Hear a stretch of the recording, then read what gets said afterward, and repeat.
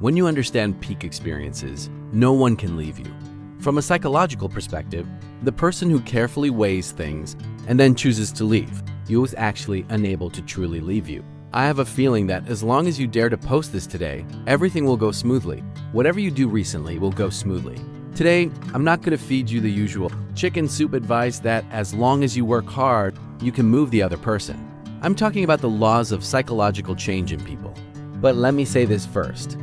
This video is long and has a lot of information. If you don't have time to finish it now, come back and watch it slowly when you're free.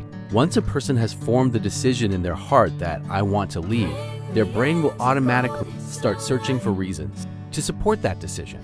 So you'll notice that at this stage, they may suddenly become cold, start reducing communication, stop responding to your emotions, and even appear especially firm. It's not because they truly have no feelings left.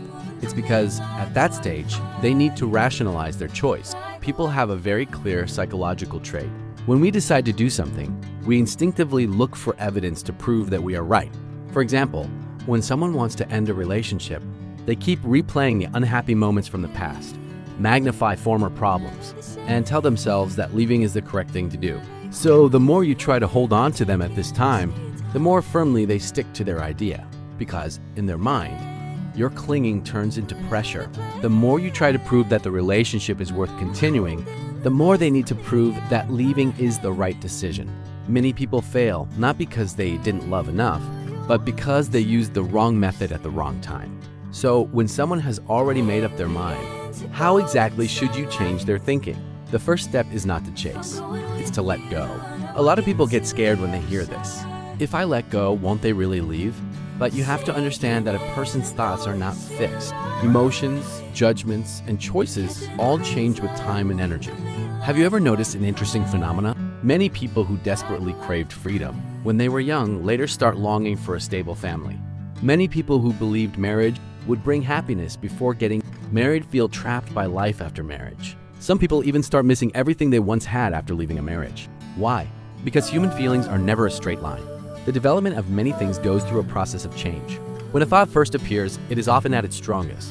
For example, when someone has just decided to separate, their mind is filled with the feeling of finally being free. If you fight against their decision at this moment, it's like running into the wind. The harder you push, the greater the resistance. The truly smart approach is not to collide with their emotional peak, but to let that decision develop naturally. When they say they want to leave you, don't keep clinging. You can calmly accept it, and you even need to let them truly realize that this time, you're not just saying you accept it. You genuinely respect their choice. Many people, when separating, seem to agree on the surface but still leave themselves a way back in their hearts. They say things like, okay, then I won't bother you anymore. But after I change, can you give me another chance? I will definitely become better. Don't give up on me. I'll keep waiting for you. Those words sound deep and affectionate. But the actual message they send is, I'm still here waiting for you. And when a person knows you will always be there, it's hard for them to feel a real sense of loss. Because in their subconscious, you haven't disappeared. They feel that if they want to come back later, this person will still accept them. But people only reevaluate the value of what they once had when they truly feel the loss. So sometimes what you need to do is not prove how important you are, but give the other person the chance to feel that after you're gone, the world really has changed. True letting go is not punishing the other person. It is stopping the act of giving them the sense of security that you will never leave. Because without loss, there is no renewed appreciation. It's like an ordinary object. When it's right beside you, you may not feel how important it is. But the moment it is about to be taken away, you suddenly realize you've already gotten used to its presence.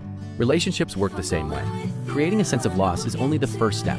What truly decides whether someone will be attracted to you, again, is how you change their perception of you afterward. Because love, at its core, is not maintained by logic.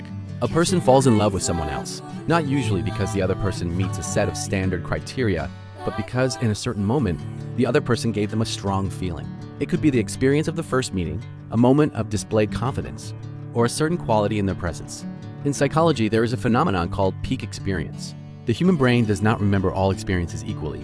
It more easily remembers those intense moments of high emotional value. That's why many people, even years after a breakup, still remember the person who once made their heart race. Because the feeling left by that original moment was too deep, and that feeling continues to influence later judgments. Often a person doesn't love someone because the other person is perfect. Rather, after falling in love, they automatically start finding reasons for the other person. You'll notice that people in love are especially good at idealizing their partner. If someone says, he's not actually that great, you might argue, you don't understand him. He just hasn't shown it yet. If someone reminds you that you might not be suitable, you still tell yourself he will change.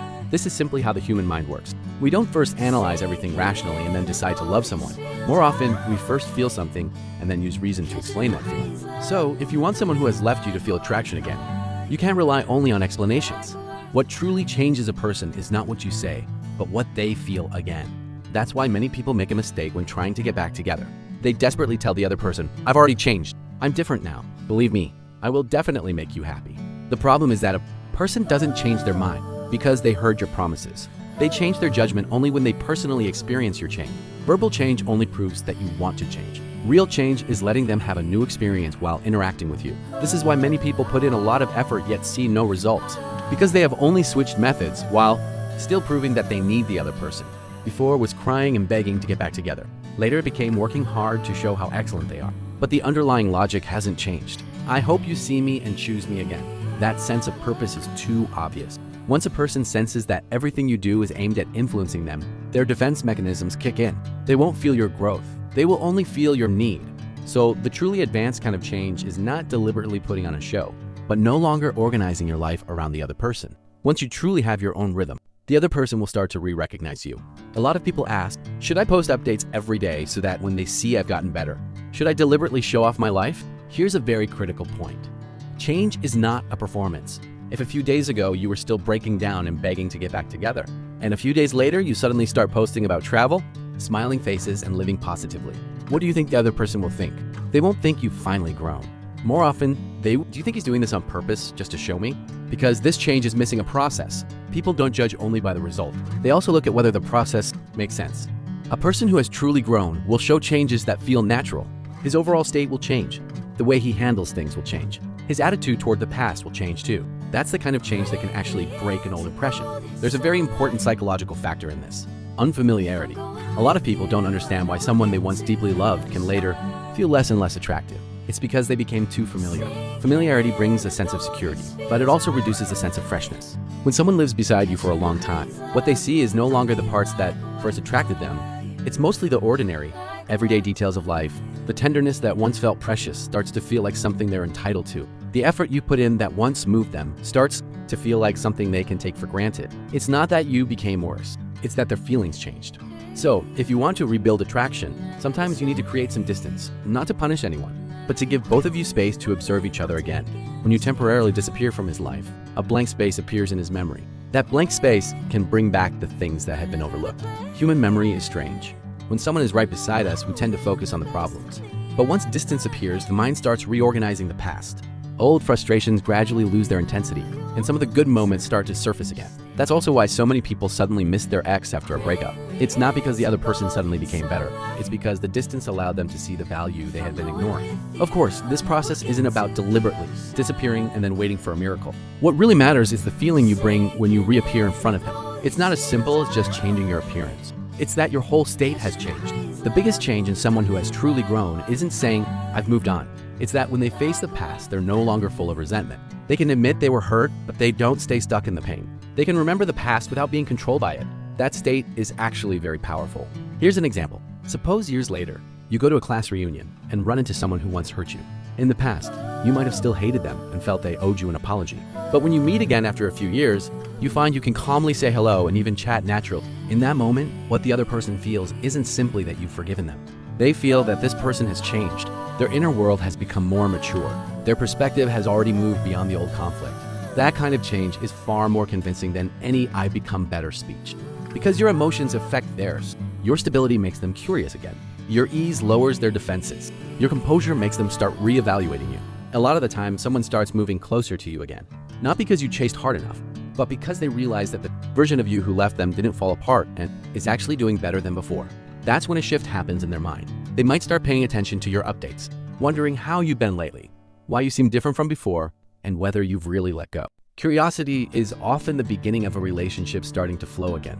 But I need to remind you of one thing. Changing how someone sees you doesn't mean you can control them with a fixed set of tricks. The biggest misconception in relationships is thinking there's a universal formula like, if you just follow a few steps, the other person will definitely come back. That's not realistic. Everyone's experiences are different, personalities are different, and the foundation of the relationship is different. The same words can produce completely different effects on different people. Some people need space, some need security, some need to see real actions, some need time to process their emotions. So the truly effective approach is never about rigidly following a script. It's about understanding the psychological patterns underneath. It's like the art of war. Some people finish the book and can strategize brilliantly. Others finish it and can strategize brilliantly. The difference is whether you actually understand the situation. Relationships work the same way. You need to know when to move closer, when to step back, when to express yourself, and when to stay silent. A truly mature person doesn't keep trying to control the other person in the relationship. They understand human nature and let the relationship change naturally. A lot of people ask me, why do you understand these things so well? I've been rejected and left. I've also gone through the stage of wanting to prove myself and feeling completely powerless. Back then, my biggest obsession was, why can someone who once loved me suddenly become so determined? Later, I slowly realized that many relationships don't end because the love is gone. They end because both people get stuck in a dysfunctional pattern of interaction. When someone leaves you, what they mainly see is the pain in the relationship. But when time passes and they gain a new perspective, what they see can change too. So don't rush to prove yourself. Don't rush to force the other person to give you an answer. The most advanced way to try to win someone back isn't pulling them back. It's letting them see a version of you that's worth coming closer to again. When you no longer fear losing them, when you no longer try to trade pleasing them for love, then a relationship has a real chance of starting over. Because what ultimately attracts someone is never your clinging. It's the version of you that can still shine even after losing them. If you're going through this right now, if you truly can't accept that it's over, if you feel this relationship shouldn't just end so casually, then feel free to tell me about your specific situation. How long have you been apart? What's the current state between you? What have you already tried? And what's the biggest thing confusing you right now? I'll give you more targeted analysis and thoughts based on your real situation. That's all for today. See you next time. And if you found this helpful, please like the video and subscribe for more psychology and relationship insight.